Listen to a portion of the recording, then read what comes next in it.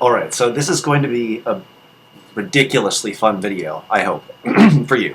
As people who generally interact with me in my everyday world, like people I work with, my friends, that sort of thing, people know I try to make it my business to blow their minds. And tonight I really wanted to blow your mind when it comes to ethics, and particularly as ethics of a form called legalism.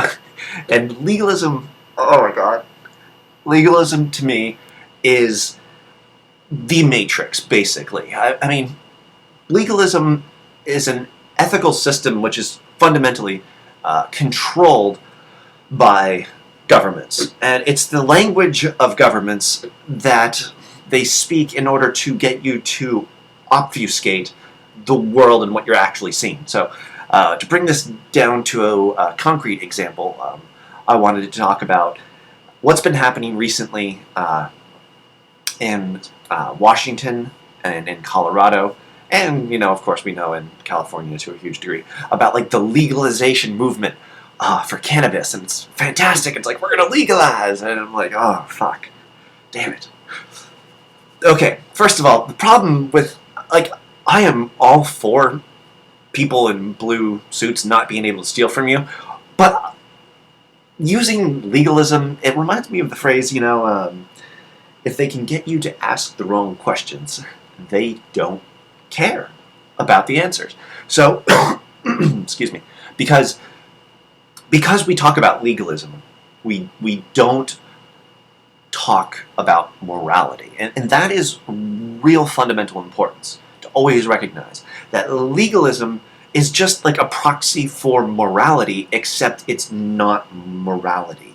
It purports to be it, but of course it's a government program, so it achieves the opposite of what it is, right? You know, the poverty programs are literally for poverty, because that's just what enormous violent hierarchies do. Side tangent, I have to do a very quick side tangent, okay? People talk about, like, oh, it's conspiracy, it's a bunch of people, it's just ethics, you know, it's the emergence of the hive structure of human interaction in terms of the ethics that it uses. It's not, it's, the leaders are just as plugged into the matrix as everybody else, right? So, but anyway, so to get back to legalism. Legalism, it's like, legalism has aged like the oldest wine in the deepest catacombs of statism. It is absolutely horrible. I feel like people are generally more indoctrinated by the law, legalism, than they are even by government. Like, they almost feel that you could live without government more readily than you could live without the law. And they're like, how are you going to get the law without a government? And a lot of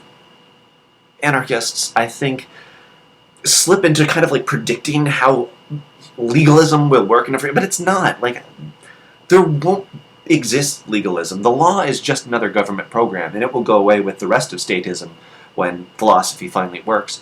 But don't be fooled by legalism as trying to think that it's something real. You know, it's just false ethics. It'll disappear, as surely as the other imaginary forces that work inside coercion when we finally universalize property rights and so much else of ethics. When we finally achieve universality, that will be fantastic, because legalism will just go away, right? But people, so once we stop using false systems of ethics, here's the really great thing, is because when we extended personhood to slaves, we found we can't have slaves. And it's like when we extend the laws of ethics to the state, we find we can't have a state. So that's fantastic. So legalism will disappear, but what will be very clear, once you get out of the matrix, you fundamentally see morality. It's like the fog bank of legalism, like just, it all disappears, and you're like, whoa, that's what morality is. And then you can actually achieve moral interaction with other people, as well as integrity and virtue and consistency and reason and rationality and all these wonderful things that make the human condition a beautiful, beautiful thing, as opposed to not beautiful and not philosophical. So, continue down that and just really look to see how that system of ethics works, because it's very important. It reveals to you, it's like, well, you can't steal, so how are you going to solve the problems of theft? And see, this is, to me, fundamentally the great danger of legalism, is that it provides you with the illusion of the solution without actually achieving the solution. So people think it's like the solution to theft is that we punish criminals. And it's like, but that's not a solution. Like, the solution to theft is that it goes away. Right? Like, that's the solution, is that it stops happening. So once we recognize, it was funny, like, I need to get a better camera and probably a better microphone at some point if I'm really going to keep on going with this. But yeah, so because we work inside this false system of ethics, because we are trying to solve problems using euphemism and unclear language, the inky blackness of statist mumbo-jumbo speak called legalism, because we can't see morality, we can't achieve a moral society. But once everyone finally gets out of the matrix and sees morality, and again, this has to happen only because of a generation of peacefully raised human beings who, from the beginning, don't have their property rights violated, then we'll actually achieve a society where we can stop theft. Like, so what will happen? Fundamentally, I don't know. And it doesn't matter. Like, what do you mean it doesn't matter? It really matters. And it's like, it doesn't matter. It doesn't matter. All that matters is morality. That is all that matters. And so once you understand that capitalism is a moral absolute, that the rights to property are a moral absolute, that they have no exceptions, not with children, not with politicians, oh my God, not with politicians, not with anyone, then we will solve these problems, which means they will go away. Because we still, it's like, how are we going to deal with that? Well, first of all, once we stop believing in statism, like 90% plus of coercive transactions in society will disappear. So that's a great start. We're already 90% of the way there, because we've rejected taxation as an abridgment of property rights, which of course it is.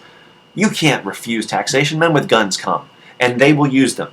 So you can't refuse it. It's an abridgment of property rights. It's an abridgment of a universal principle which has no exceptions, and it has to be respected and understood as that.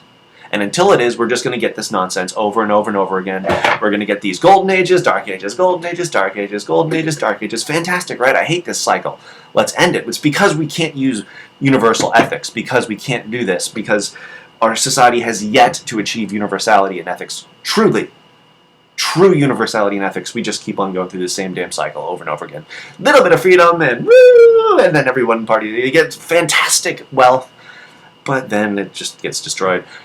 So once we achieve ethics, how it will work, I don't know, but my guess is you'll just call, this is just a sort of prognosticatory guess. I'm not sure if this is how it will work, but it is possible that this is how a free society could work, a peaceful society could work, a society which truly universalizes ethics in its midst, you know. So you could, if tomorrow I wake up and I live in a free society, well, I'll want to worry about people in blue suits stealing cannabis. That would be fantastic. But in terms of if I'm just worried about the average thief, what will I do? Okay, so I'll probably call up, I don't know, Amber's theft insurance agency. And what I'll do is first thing I'll do is I'll take an inventory of all the property that I have that I want to insure against theft.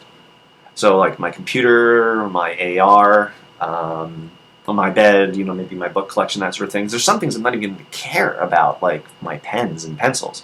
It's like, isn't it insane? I mean, we in theory pay police to watch out if our pens get stolen.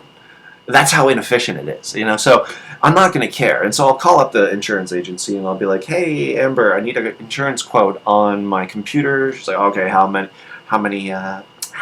gigabytes of RAM does that have?" And I'm like, "Oh, it's 8." So she's like, "Oh, okay, cool. It's an iMac, right? 2001.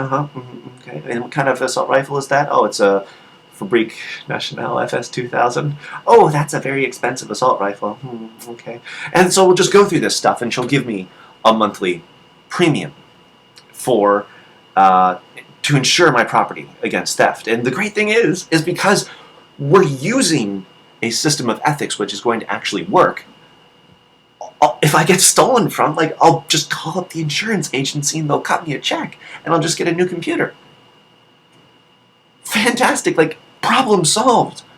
I have been the victim of 4 non-government thefts in my entire life. And never once was my property returned to me. Never once. I wasn't compensated in any way. And people think this is a solution. This is how insane statism is. They think this is a solution, but this isn't solution. This is insane. So we'll actually have solutions in a free society to these problems. So it's all, maybe it's $20 a month. Fantastic. We're paying cops $20 an hour to not return our property to us. This isn't working. It's not working. It's not working because it is part of a system of ethics that is untrue, which is called legalism. Legalism is, again, it's just the matrix. It is the world that has been pulled over your eyes to blind you from the truth, which is morality, which is universality in ethics, fundamentally. But thank you very much for listening. I love talking about stuff like this, so look forward to more stuff if you enjoy it. Thank you very much. Have a good day, guys.